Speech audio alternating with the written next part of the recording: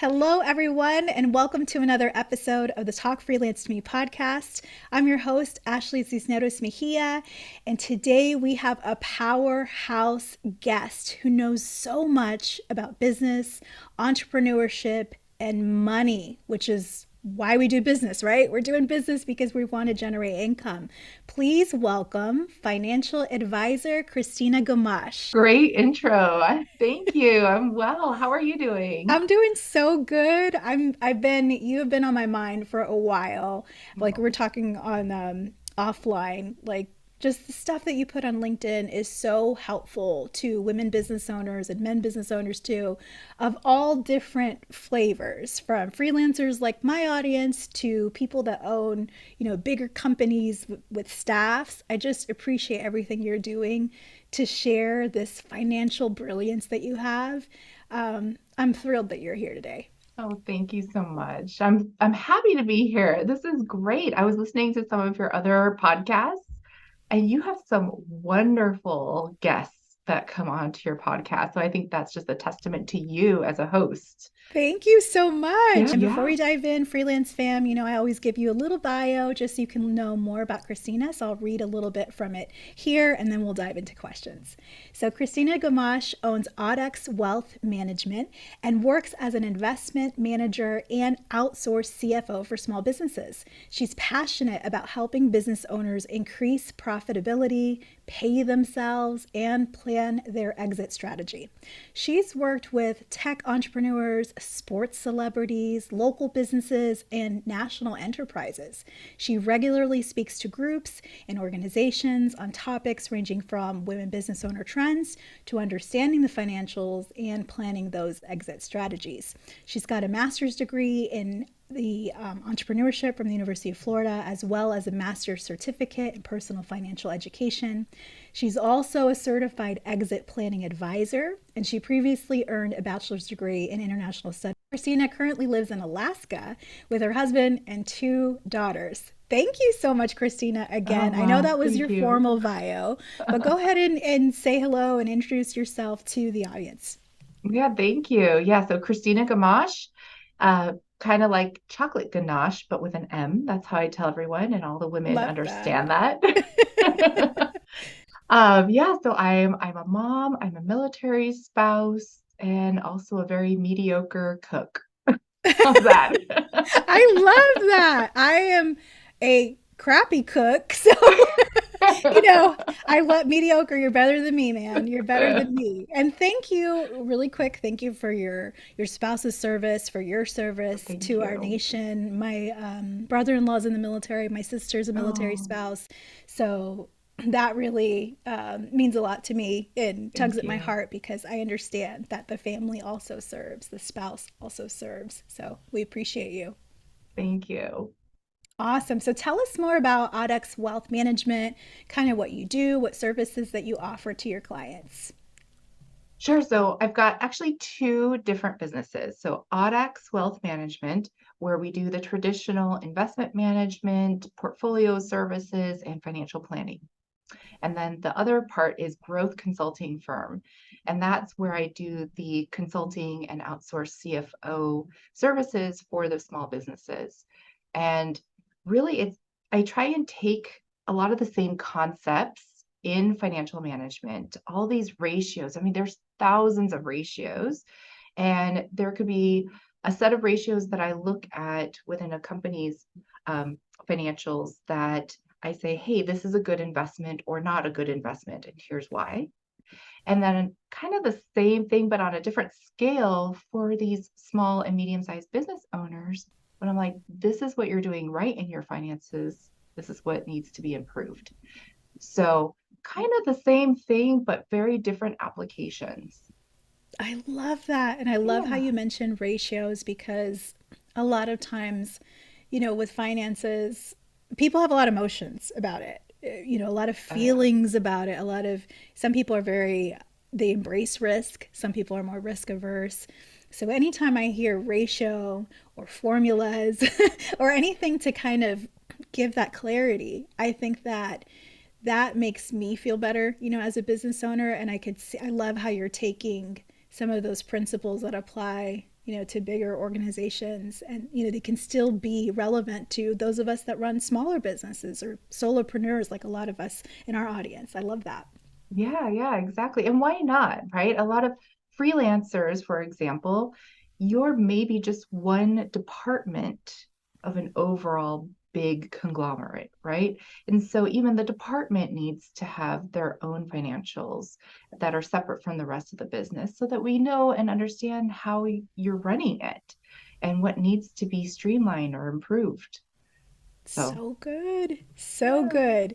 Freelance fam, I've actually known Christina for many years. We were classmates in 2007, 2008, right? Gosh, it's been a while. We did Yeah, a master's program in right. entrepreneurship at UF. Back then, I know you were with Morgan Stanley, I believe. And I know Mhm. later you worked for UBS, which I know is a big multinational investment bank. I feel like I know I've Mhm. heard the name for sure. Yeah. So, how did you decide to leave what I'm guessing was a very lucrative, Ah, promising career in financial services and decide I'm going to go out on my own? I'm going to have my own company and do my mm. own thing. Can you share about that with us? Do we have time? We will make time. Oh, okay. Let's take a trip back to the pandemic. And yes, so I worked for those big banks. They're called wirehouses or broker dealers, right? Where if you want to go buy a stock, you have to go through one of them, right? Okay. So I had moved my family back to Alaska. My husband was going to retire. He isn't, but that's a different story. And I was going to take over the books of these retiring advisors that I had previously worked for. Okay. And then the pandemic hit, and two things were happening. I mean, a lot of things were happening right under the surface, but two major things. First was I was now a working mom and I was unable to control any of my work. Mm. So I had a kindergartner and a second grader at the time, and I was having to put my kindergartner on Zoom, Oh my which was not gosh. fun. Do you remember that? Or am I I do. triggering I'm things? feeling a little triggered. I might need some chocolate. Where's the ganache you Right, mentioned? exactly. So I was figuring all of that out.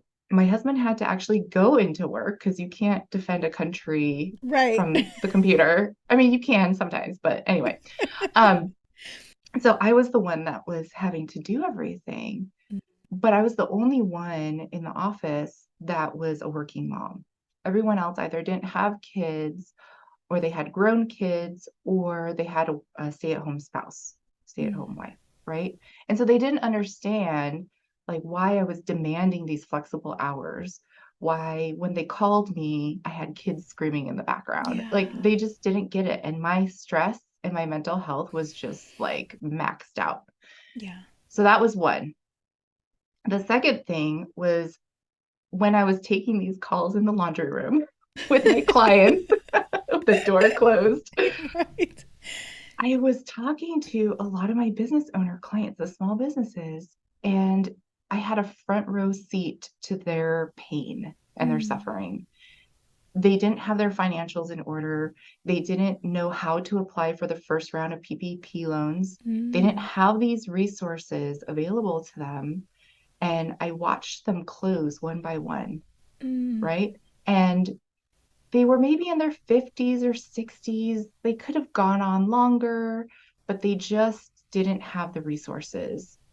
And working for the big banks, a lot of the times our hands are tied. Like, I can't say certain things, I can't do certain things because, as I say, like, someone's peed in the pool before, and so it ruins it for everybody, right? Right. So, Right. for good reason, there's all these rules and regulations. Um, but I was getting really, I guess, frustrated and upset that they were all having to just liquidate their assets, right? Like, who wants a printer? I have one for sale, and that's my retirement, right? So I left. I said, you know what? I'm gonna go do this thing on my own, and I did, and here we are, 3 years That's, later, if you can believe it. oh my gosh. I can't believe it's been 3 years since that time, in Right? our world's history. But that is incredible. What an incredible story that I think so many parents, especially women, moms can relate to. I feel like that's one of the reasons why I'm so passionate about entrepreneurship and freelance work, because I feel like freelance is maybe a first it's a first introduction. It's accessible to women, to caregivers who want to experiment with this entrepreneurship life and taking entrepreneurial principles and applying it to Yeah. whatever it is they do for a living, to create a work environment that actually works for them. Yeah. Because even when you were speaking, I can imagine that so much, the stress that you felt just from being a mom and working, and but then the global pandemic, but then also trying to shush the kids, Yeah. and in an industry like that where clients are giving you money and you're helping them figure, they I can imagine that they are not, they're stressed out about that, so they're maybe not be so understanding, maybe they're not as Right. forgiving, maybe, that's a lot of stress. So, and then your story about understanding the pain, like, oh, that hurts my heart to hear of these Yeah. business folks that have given their lives to their enterprises Right. and have a printer, or liquid, Right. like the liquidation is the only Yeah. option they have, to Right. get something from this, literally their life's work. Gosh, that's Yeah. an incredible story, Christina. Incredible. Oh, thank you. Well, I think it was Teddy Roosevelt said, never let a good crisis go to waste. Right. So, and that's Yeah. fine. A lot of businesses have been born in these very fertile grounds of crisis, right? From 2008 and the Great Depression, even like, Hmm. yeah, take That's so advantage of true. what's out there. So true. Got to make that lemonade. I Yes. love it. I love it. And when you talked about having that frustration or those feelings about not about knowing what advice would help these business owners, but not being able to because you worked in a very regulated industry. I was looking at your information, and I know you're a registered investment advisor, or RIA. This is something that I learned about way later in life. I think I maybe was in my 30s. This designation, when I read about it and what it means, I guess I always thought that any financial person rather, should be telling you stuff that's in the best interest of you. Can you talk about this designation? Yeah, so RIA is not actually a designation, it's more of a registration. So it just means that Okay. I am registered with FINRA, which is the Financial Industry Regulator Authority, right? So they're the Okay. ones that come in and they audit us every 1 to 3 years. And they say, what are you saying to your clients? Are you charging them what you should be charging them? Um, are you putting them in any fraudulent kind of investment Mm, vehicles? Okay, so it's basically just, hey, I am registered with the states that I'm registered in. Okay, it's kind of like for the SEC, right? The mm-hmm. Securities and Exchange Commission. So really big firms will be registered with the SEC. Smaller firms just are registered with their state. Okay. Got it. But Got it. you kind of alluded to what's kind of a debated word in our industry. It's fiduciary. Yeah. Yeah. That word. That So, one. yeah, no, that's good. I'm glad that you asked. So, fiduciary means that we have this responsibility to do what's best for our clients. So, I'm not ever going to recommend any kind of product or investment for a client that would not be in their best interest. Maybe it's putting more money in my pocket instead, Mm, mm-hmm. right? And so there's a lot of back and forth on like what is a good, responsible investment advisor, what's not. I'll give you an example, like ESG. Have you heard of ESG? I have, yes. Yeah, so Been a podcast. environmental, social, and governance, right? So can I go and invest in these companies that do good things for the earth or have a diverse board of directors or what have you, right? We want to put our money where our mouth is. The problem with that, if you are a fiduciary and I'm supposed to be taking care of your money, a lot of these ESG investments don't do that well, right? Yeah. So there's just so much debate out there, and we could have like an entire conversation about fiduciary.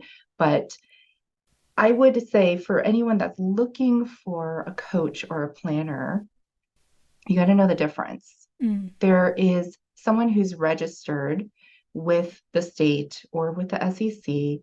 They can tell you what to invest in. Okay. Okay. So, like Ashley, you should go buy this mutual fund or this CD or crypto or whatever it is. If it's just a coach, they should not be telling you to invest your money. They can help you with your taxes, tax planning or retirement planning or savings or anything like that. But they shouldn't be saying, Ashley, go buy this or that. Does that make Mm-hmm. sense? It does. Yeah. Yeah. So very different, but there are good people in both camps. And what and now that we're talking about this, because I feel like I know you do a lot of great work on social media and in the podcast space. There's a lot of personal finance podcasters, personal finance Instagrammers and TikTokers. And I've heard them use the word financial education or Mhm. financial educator. And I don't know, I'm guessing from this conversation that maybe that's how they squeak by. But I can. What's your opinion of these personal finance, social media influencers that have popped up that you could say are giving good information, but then also they're not having the certifications as you, and they're not registered. Yeah. So, yes, I think a lot of people learn by experience, Mm, right? I mean, that's why I started my business or got into this business 20 plus years ago, was because I was horrible with money and my parents were horrible, right? So I learned a lot just from personal experience. And I think that probably a lot of these TikTokers or influencers do, right? Which is great. I would much rather have you learn from someone else's mistake than your own, yeah, if you yeah, can. Um, I would just worry that if they're starting to say things like, hey, you can make 100% with your money if you do this, or go buy real estate and then double your return on investment, that's where it starts to get a little, we should look into this more and then see like what's really underneath their hood. What kind of credentials do they have? Uh, what experience do they have? Yeah. love that. Thank you for answering that. Yeah. And when you talked about these mistakes, that so many people have made, gosh, that resonates with me because I certainly made a ton of mistakes. I remember signing up for a credit card at UF for my bachelor's when I was undergrad because they were giving away these sunglasses. They were like the J-Lo Yes. sunglasses from fall 2001. And me, like an idiot, just yeah, I'll sign these papers for American Express. Yeah, I'm not going to use this credit card. And then, a couple months later, I realize I Yeah. have all these fees due. Those mistakes can make some of us feel very sensitive, very emotional about money. There's a lot of women business owners that I talk to who shy away from talking about money, and it affects everything. It affects their ability to raise their rates. They get weird about, they get the client in, they do a great job, and then they feel shy about sending the invoice, or if it, taking having to follow up on the invoice, and then time goes by and then they're in a Yeah. collections mess. Yeah. I feel like there's a lot of feelings about that. What trends do you see with your clients about the feelings about money, and how do you help them overcome these challenges? Yeah, that is such a good question. I have a lot of Kleenex in my office and in my conference rooms because inevitably people are going to cry. Yeah. Men, women, it doesn't matter. Wow. Money is a very emotional thing. Mm. Um, we put a lot of our feelings into this vehicle we call finances. So it could be joy and pride or shame, regret. Mm. We put it all into this thing we call money. So if we look at it from like the trauma standpoint, so trauma with money is anything that's like you get distressed, or your heart rate starts to rise, or you start to sweat a little bit if you even think about all the things you have to do with your money, right? And then it's manifested in by like avoidance, right? Like, I'm just going to avoid this. I don't want to deal with it. Or you're hoarding it. You're like, I'm just going to stash it away and then not do anything with it. Or even like compulsive spending or overspending, right? Like, I mean, we would just go in college, like go to happy hour, and then we would go Oh my God. spending. We Yeah. go on a shopping Easy. spree. Yeah. Not healthy. Don't do No, that. please Uh, don't. with those credit cards, right? I got t-shirts, not sunglasses. I should have gone I'm out of telling US. you, these companies, they know how to get you. That's for sure. Right, right. So it's just, I think, unraveling this feeling about money, and it comes out in so many different ways. It's even more complicated when you have a business. It's even more complicated if you have a spouse or a partner. I mean, you tell me, I've heard it all. I've Wow. heard it all. That is So so interesting. we can't get to the root of the well, we have to get to the root of the problem. We can't take any action, let's say, until we figure out what the feelings are. So that's number one that we work on. And I'll know because I'll say, hey, Ashley, I need you to go and do XYZ. And then we're going to meet next month and you're going to report back to me on how that went. And I'll know there's something there because maybe you didn't do it last month. And then maybe you didn't do it the next month. And then maybe you didn't do the right. So if I'm going to get you through any sort of progress, we have to talk about money. And any good coach or financial advisor out there should talk to you about that. That's so good. So, so good.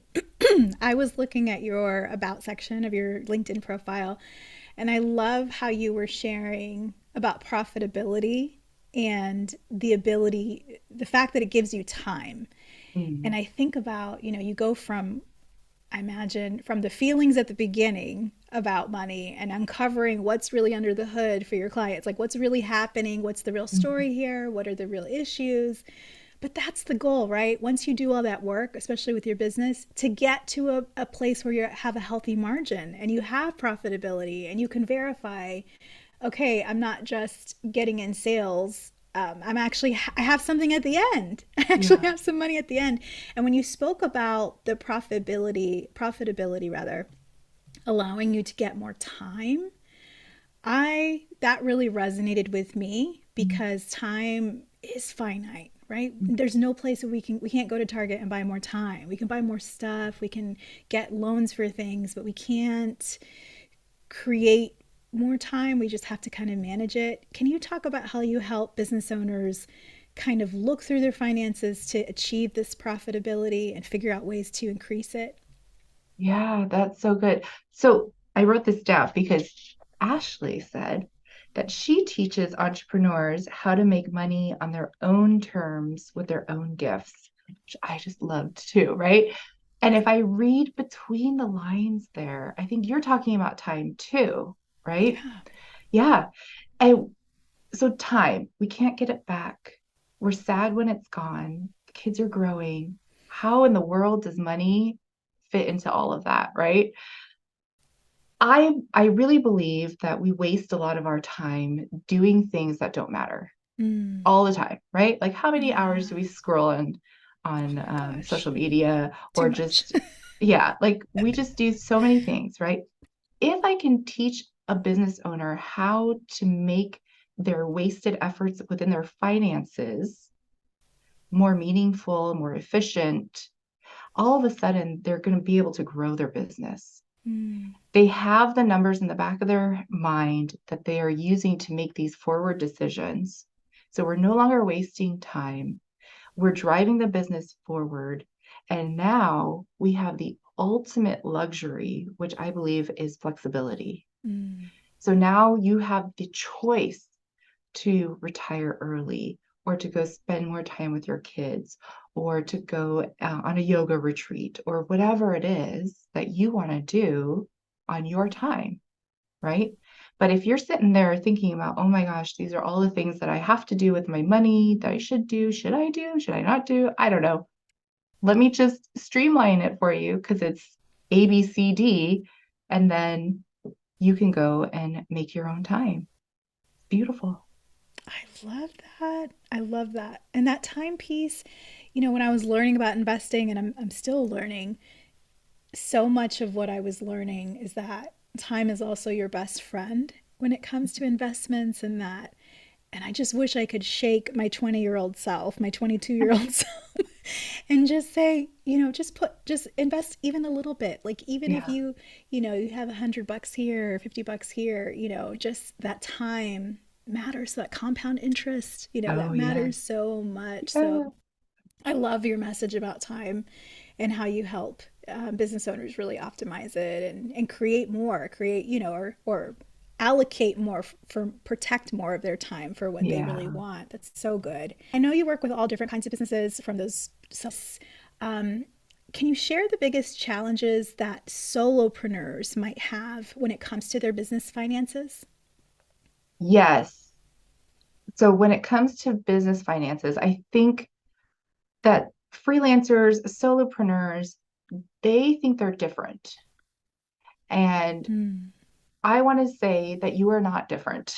Mm. We fall into a trap when we think that we're special, that rules don't apply to us, right? And even if you're solo, the same rules apply to you. You are still a steward of all of this money that's coming your way, right? Um, so you still need to have systems and policies in place just for yourself. Okay. Mm. So one thing that I help a lot of companies do is write a finance manual. Or sometimes they have an investment policy statement. And these are just guidelines. They're like, what are those? The bumpers on the bowling alley for the kids, right? Yeah. Like they just keep you going in the right direction so you don't fall in the gutter. So you should Mm-hmm. have your own guidelines. You should say, like, hey, I'm going to keep this much money in the savings account for emergencies. I'm working towards buying my own building. So I'm going to start putting this much money away so that I can have 20% down when it's time. Or I'm not going to invest in anything that is too risky. So maybe I'm not going to say cryptocurrency right now, right? So Right. you should have these things and they should be written down for your solo business. Um, and it's just going to keep you on that path going forward. Very cool. I love that. And I love that too, because I think there's two lessons there. It's like, yes, you're still accountable for everything that the big businesses are accountable for, with the IRS. And, we Hmm. don't get a pass just because we're a little Yeah. business. But Yeah. then also I think the empowering part is that we can take these same principles, these same ratios, these same best practices like you're sharing with Emmanuel and treat ourselves with that dignity and respect that we Mhm. would, so not Yeah. saying I'm a small business or I'm a solo, maybe just saying I have a business, Yeah. here's the way that I'm going to run it. Yeah. I can see definitely, two sides of that, and that's great. I love it. Yeah. Yeah. So good. So freelancers by nature, we tend to like to do stuff by ourselves and kind of go our own way. Why is it important for freelancers to get professional assistance from someone like you when it comes to our business finances? So I would say not just finances. Okay, here's another pitfall that many freelancers fall into. They end up talking to themselves all the time. Mm, yeah. I know because I've been Yeah. there. Like, hey, Christina, I think this is a good idea. Yeah, I think you're great. Right. Just So, having a staff meeting over here. Just yes, talking to we're myself. okay. But I think it's so important to get other perspectives out there, right? And that's why you have this podcast, is because you're bringing these minds together to feed your audience. Like, here's a new idea. Yeah. Don't be stuck in your own head. So, whether it's if you're not good at sales and marketing, you should go find someone that is good at sales and marketing, right? Right. They've already weeded through all of that noise out there. they know exactly what to do, right? So that you don't have to waste more time weeding through that information yourself, right? So if you Google something like, how should I save money? You have thousands and thousands and thousands of hits, right? You can click on so many things. You can get lost in cyberspace. How do you know what's right for you? You go to an expert in financial services or in operation management if you need to write down your operation manuals. I don't Mm, know. yeah. Whatever it is, if you're not the expert in it, why are you trying to be the expert? Right. Unless you have like that passion for it, but like social media, I hate social media. Yeah. So the very first thing that I outsourced was Amanda, my social media person, because I said, I don't like this. I don't understand what all this stuff means. Like what's the difference between a reel and a story? I still don't know. Like, Right. you go do it. Exactly. Yeah, Exactly. yeah, yeah. So it takes a village, I think, to raise a child, right? Is the saying. And your business, even your solo freelance business, is your baby, right? So get the help that you need.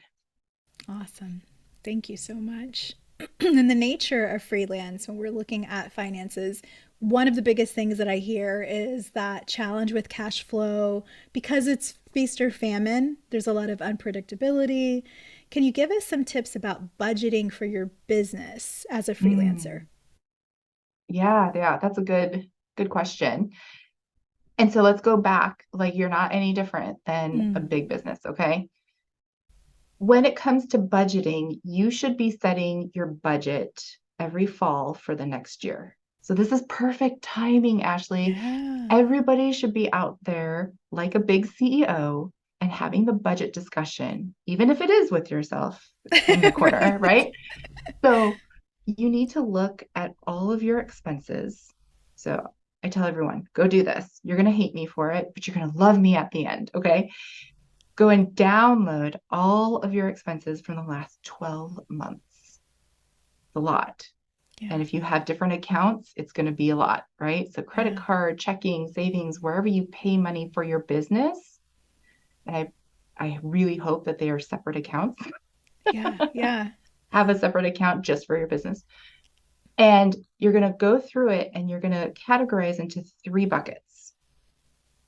First one is needed. Like, I need this money to run my business. Without it, I would be dead in the water. Okay. I'm not talking about the Starbucks coffee run. That's not needed, right? Right. Okay. Right. The second one is your nice to haves, right? Like, I took Ashley out for coffee. It wasn't needed, but it was really nice to have, right? I really want to be able to do that. Okay. That becomes all your discretionary spending. And then the rest of it, I want you to take a big red marker or whatever it is and just get rid of it. Okay. That is all the stuff that you just don't need in your life. Okay. You should be a lean, mean money machine.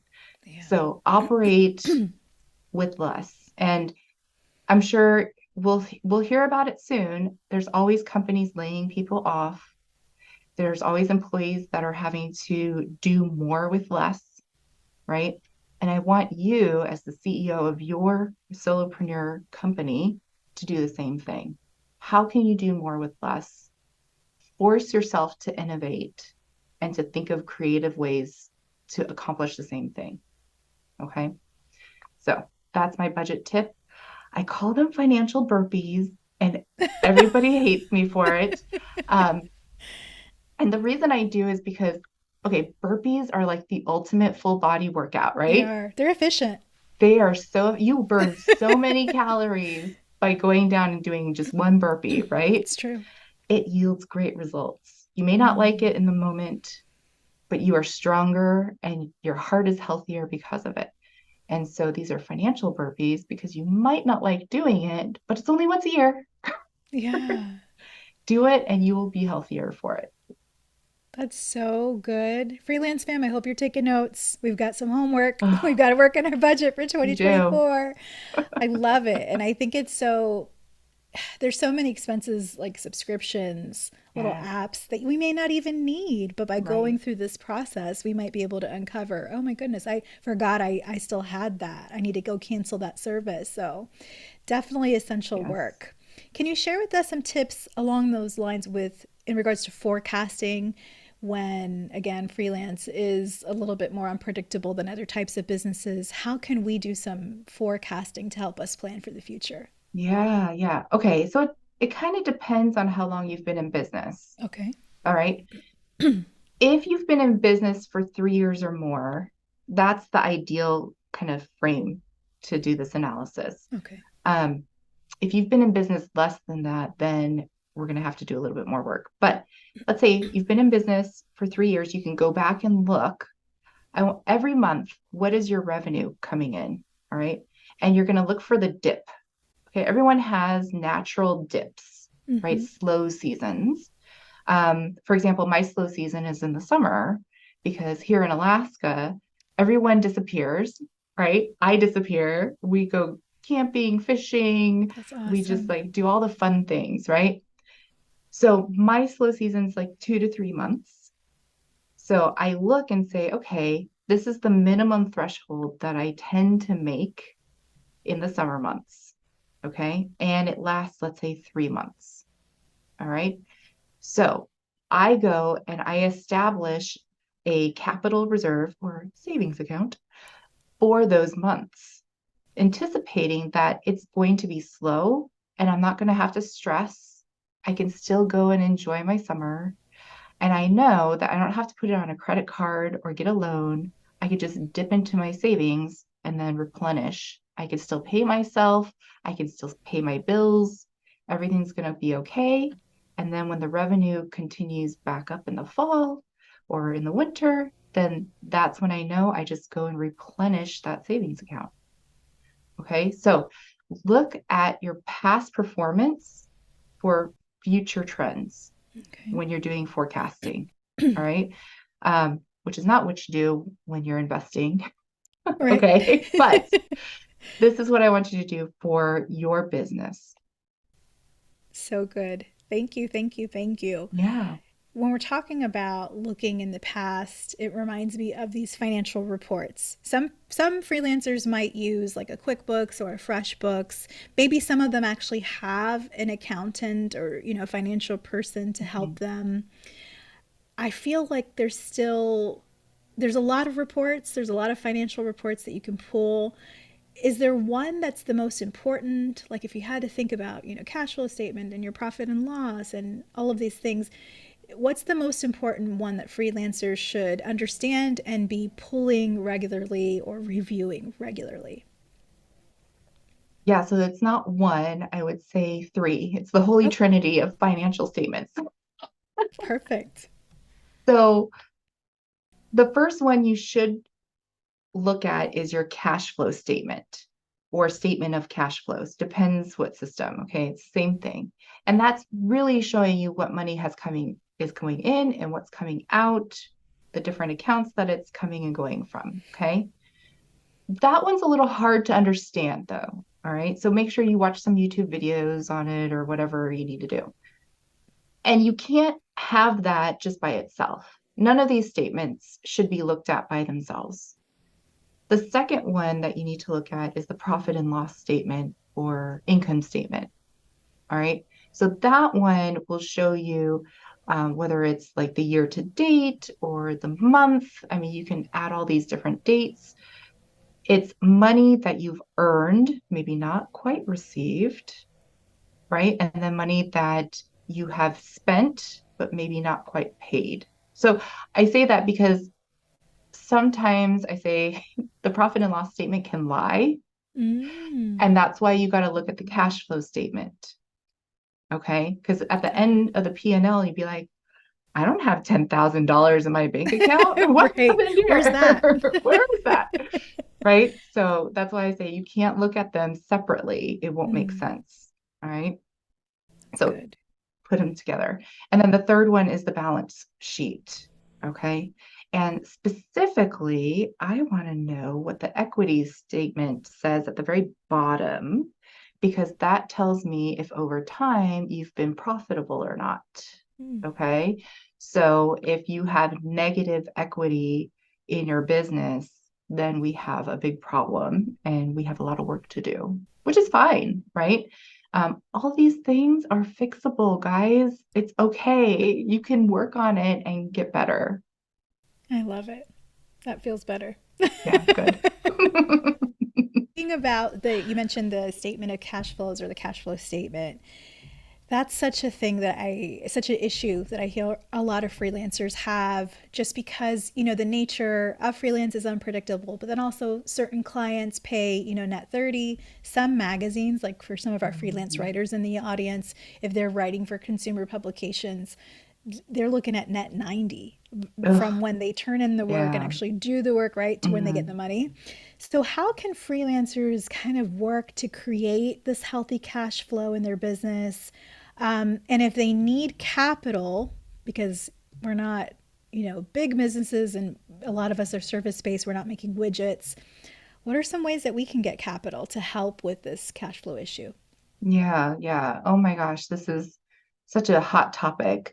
Um, okay, let's break it up. So the first question I think centers around just accounts receivable in general. People owe you money, right? Mm-hmm. So going back to that finance manual, what is your policy regarding how you get paid, right? So do you require a deposit up front? I would say, look, don't let anybody pay you more than 30 days out.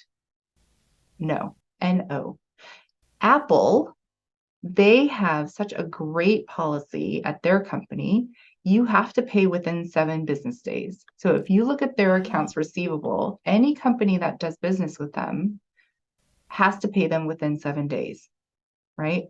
Yeah. Now, the reality is that a lot of us won't get paid within 7 days. Sure. But the reality is also that sometimes our accounts receivable days go out to 90, 120, 365 days. Okay. So there's another report that you can pull on QuickBooks and probably in FreshBooks too.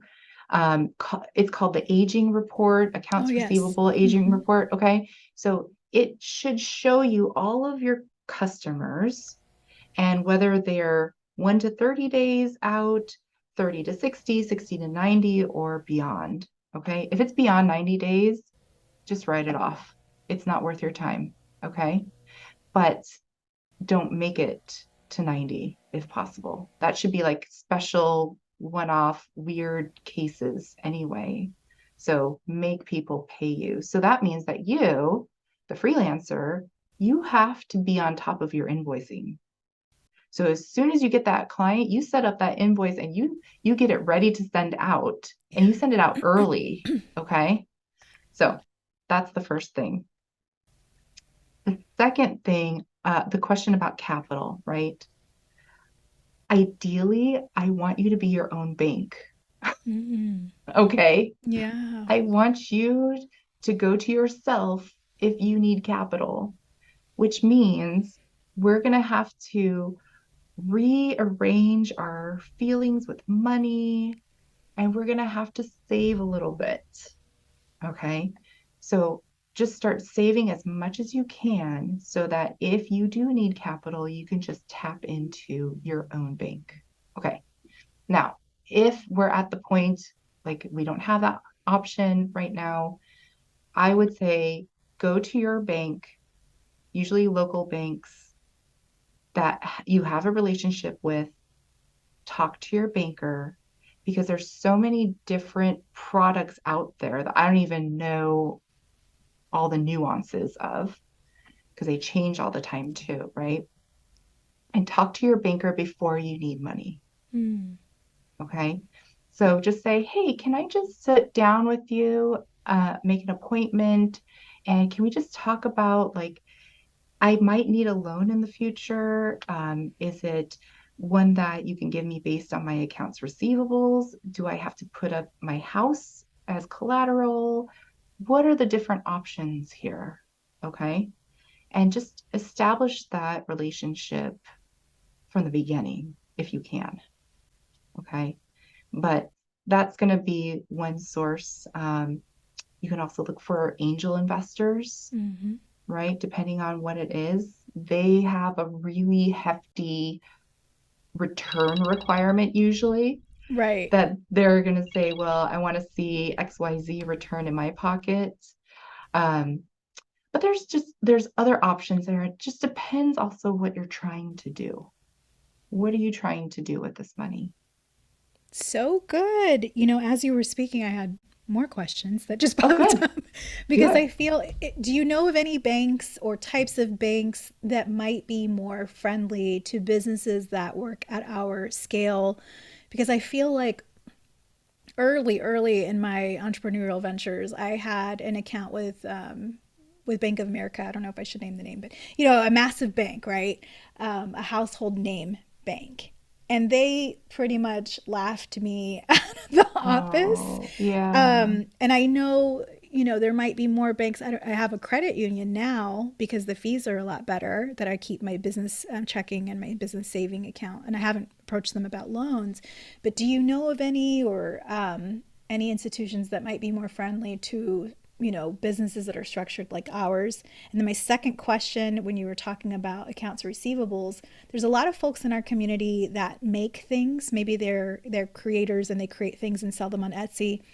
They've talked a lot about chargebacks, like especially as we're approaching like holiday season and Black Friday, and people who will buy things, even downloadables. There's a lot of influencers in that listen, and content creators who maybe will create like little templates and downloadable pieces, but then they'll get people who will buy them and then they'll call their company and do chargeback. Do you have any comments on either of those topics?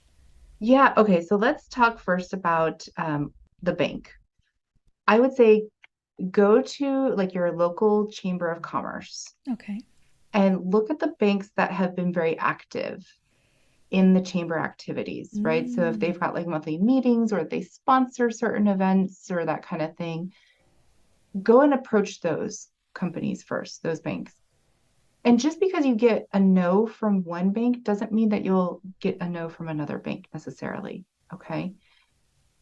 I would say typically, not always, but typically the smaller local banks, like the credit unions and stuff like that, they tend to be more community oriented, right? So you might get more of a friendly um, face with them, I guess you could say, right? So right. even if they said no, they could do a little bit more education. Sure. Okay. So start there with the local banks or with the banks that you already have a relationship with. Okay. Entrepreneurs, I think, really do have this responsibility to make the economy run, but we should do it with the utmost respect and high standards. And, we should be good people. Come Yeah. on, people. Golly. Yes. If I would say, look, if you see a pattern in your business that this is happening a lot, then we should take a look at why it's happening to you. Okay. Mm, Now, I'm not saying it won't ever happen to people. Hopefully, this was just a one-off for you, right? right. But if we see a pattern, and let's say we get another person like this, were there any red flags that maybe you saw before the transaction ended that you could then include into your discovery process, Right. right? So could you say, hey, are you going to be one of those clients that disputes my charge? Right. They're going to say, no, what are you talking about? But maybe you could ask them some other questions that kind of hit them at their core. Mm, Um, find out what kind of person that they really are or what they really value so that this doesn't happen. Okay. Or if you sell these digital files, maybe we don't sell digital files, or maybe we have mm, a different processor or a different platform, or maybe like um, you have to send me verification that you're, a real person or that how are you going to use this in your life, right? Yeah, that one's that one's tough. I mean, fraud is definitely on the rise, and Right. everybody's taking advantage of that. So Mm. I really hope that doesn't happen to you. But if it does, let's sit down and workshop it. Love that. Thank you so much. I know Yeah. the listeners will be, because a lot of times there are red flags, and even just that first intake conversation, that first consultation, and just that the person, maybe they're not serious, or they don't seem serious, or they're not committed to the process, or Hmm. they'll say things like, I was talking to a graphic design friend, and she was saying, whenever she gets a would-be client and they say, I can't find a graphic designer who's worth their salt, I've Uh, gone through 10. And yeah. usually that's, Uh-huh. if they've gone through 10, you're probably going to be number 11 that is going to Hmm. have issues, because sometimes Yeah. it's not just these 10 incompetent providers, sometimes it's Uh-huh. the client. So What's the common denominator, right? right, exactly. I appreciate that so much. I think that we need to listen to our intuition and put those safeguards in our process and our contract and our, whatever our systems are to protect ourselves. That's great. Yeah. Yeah. So we talked. I know you're a mom of two. I'm a mom of three. A lot of our listeners are caregivers. Some are moms. Some might not be moms, but they care for aging parents or relatives. What things have helped you manage your business and motherhood at the same time? Mm, I'm still learning. Um, about a year and a half ago, 2 years ago, I really started to look at myself. And my husband and I both, we started to do a lot of introspection and then focus on ourselves. So we went and we each got therapists. We started going back to the gym. We, Mm, started eating healthier. And that has made such a difference in the way that I talk to my clients and in the way that I talk to my kids. And I am a firm believer that you have to take care of yourself, especially if you're a solopreneur. Because if you are sick, if you are disabled out there, like something happens to you, then the business dies, right? So go and take care of yourself. Don't feel guilty about it because you can call it work if you need to. Go to a spa day and say, I'm working today. right. Take care of yourself first, which is hard. I admit it is really hard when I'm like, oh, but I've got all these things to do, and the kids need to be dropped off here and there, and then we got to go in. Yeah, it's hard. I get it, and that's why you can call it work Right. because It's my appointment. We're having a my retreat. appointment. Yes, yes, That's so good. I was reading something in relation to, how hard it is, especially with kids, and it was saying that we're also modeling for them, especially our daughters. yeah, It's important for them to see us not only kick butt in our business and in our entrepreneurial endeavors to show what can be done, but also that we have that self care, that we make that yeah, self love a priority, because then it enables them to do the same. When they get yeah, to be women, they'll understand, they'll remember, oh, yeah, mommy made sure she worked out, even if, other things were pressing too, that yeah, was a commitment. So I yeah, love that. That's really yeah. good. So we have lots of writers in our audience. We've got freelancers of all types, but a lot of writers, many people who want to write a book. And I know you've just released your first, is it your first book?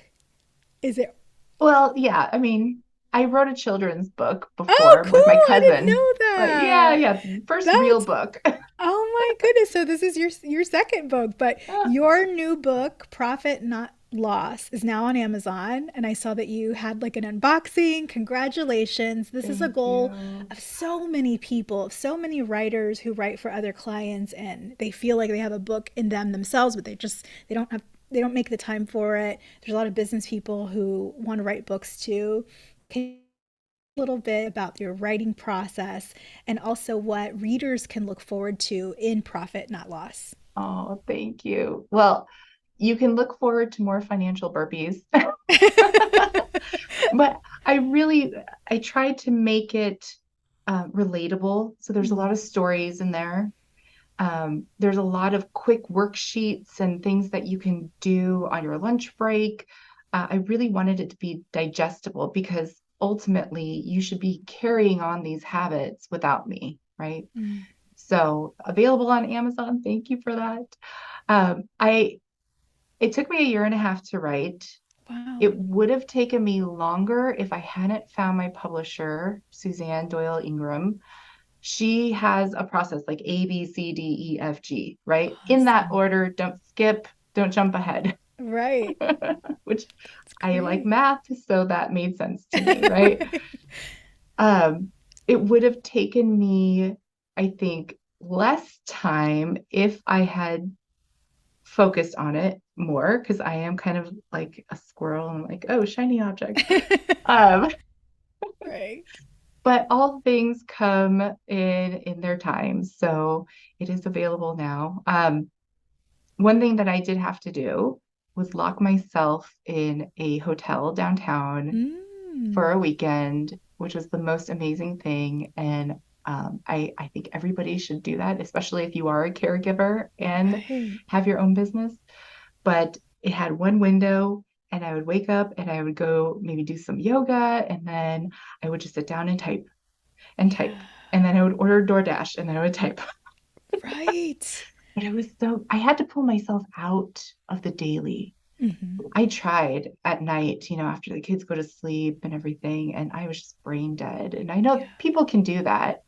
I don't know how they do it, but Yeah. Right. Some people what, do. whatever works for you. Right. But set aside that time and just work through it because once it's done, then the easy stuff happens, like the editing and the typesetting. The cover was probably just as difficult for me, but I'm also not a graphic person, so I didn't know Right. like, does this look good? I don't know. But yeah, set aside that time and just get it out, and you'll feel so much better when it's just out on paper. I love it. I love that Yeah. you mentioned that so much. I had a conversation with another guest. She'll be out, her podcast will also be out soon. And she was talking about these writer retreats and these Oh, writer yeah. residences. And they're a real thing. She also has kids like we do. And she was joking about when she got COVID, it was kind of like a built-in residence Yeah. because she had to be by Oh, herself, and yeah. then she made her own. She went to her she's from New York, so she went to her grandmother's home and kind of worked out of there and made kind of her own writer Mm. retreat. Sounds like you did the same thing, but it works. And I Yeah, think yeah, about that because writing, it's something for me anyway. It takes a little bit to kind of get into. I start yeah. creating and then I kind of hit a flow. I tell my husband it's called riding the wave, and I'm like, don't bother me. I'm riding the wave. I'm surfing. I'm riding the wave.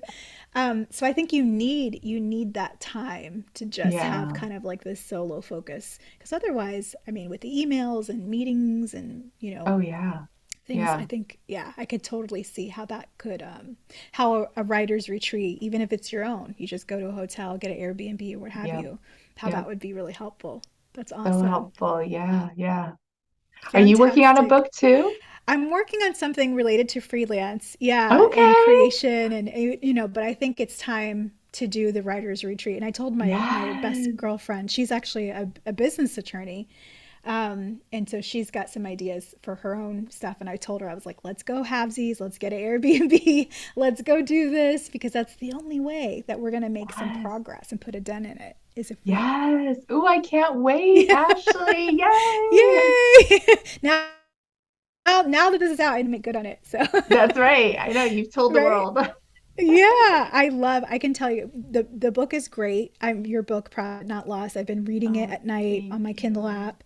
Mm. I love that because I can just read a couple of pages as I'm going when you're talking about the holidays and celebrating Lunar New Year, and getting the money in the red envelopes and how meaningful and how beautiful.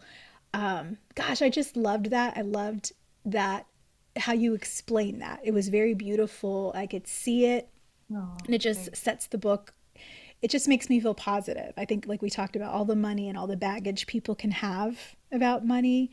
What a great illustration from your own memories and your culture about how joyful money can be, and Yeah. I just loved it. Thanks. Awesome. So you've done a lot. You've had this successful corporate career. You've started your own business. You've written a book. You're a military spouse and a mommy of two.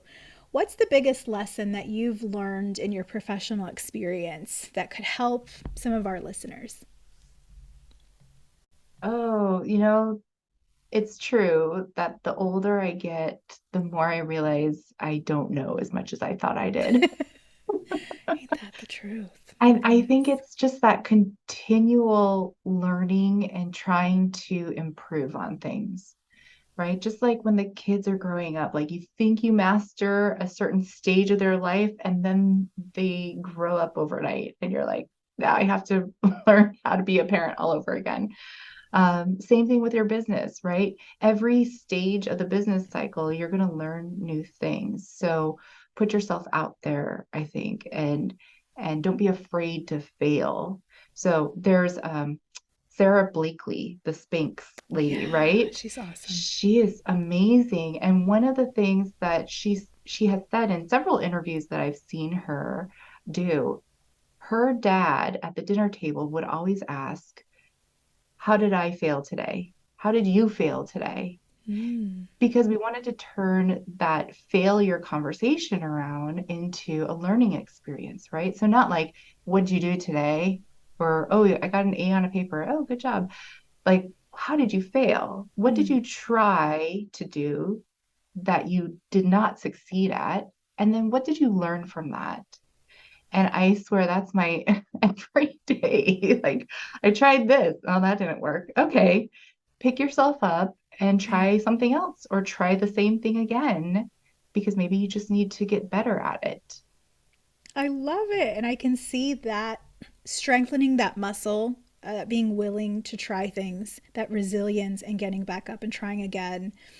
I see that as such an asset to what we do as business owners because every day is another opportunity to learn, to try, and it requires that of us. It Yeah. requires us. We are the ones as leaders of our businesses. It's our job to push. It's our job to innovate, to try new things. So Yeah. I love that. I think that's a great practice. So what's next for you, Christina? You've achieved a lot. What's your dream? Are you working on other things? What can people look for next from you? Oh, thank you. Yeah. So I have turned my book, Profit Not Loss, into a couple of courses. So Yay! at growthconsultingfirm.com, there's now the tax course for business owners. If you want to know all the things about taxes and how it relates to you, whether you should be an S Corp or just an LLC or a C Corp. We also have the financial foundations course. So, what do I need to know? All the A through G stuff, right? How do I actually get a grip on my finances? I hear that a lot. Like, what does that mean? It means something different to everybody, but I want to get a grip on my finances. Like, well, I made a course, go forth and do, right? Yeah. So, I've got that more to come. Um, I'm hoping that I spend some good time with the family over the holidays. Yes. I'm really looking forward to Absolutely. that. And then just start January, just rolling, ready to go. I Yeah. love it, Christina. I'm Yeah. definitely Thank going to you. put those links to your courses in the show Oh, thank notes you. and a link Thank to your you. website and a link to the book so people will find you online. Can you tell me your handles? Because I know people are going to love your message and want to learn more. Oh, thank you. Yeah. So on LinkedIn, I believe it's C Gamache, Awesome. Christina Gamache. And then you can follow me on Instagram at Audax Wealth, AUDAX Wealth. So that's it for now. Thank you so much, Yeah. Christina. Thank you so much for your time today, your insights. Your way of explaining this world of finances is just so it makes it easy to understand. It feels very reassuring. It feels very optimistic. It feels like you're taking something that could be scary and making it feel safe. And so I just tip my hat to you. Thank you for everything that you're doing for us entrepreneurs. And I Oh, thank appreciate you you. being on the show. Thank you.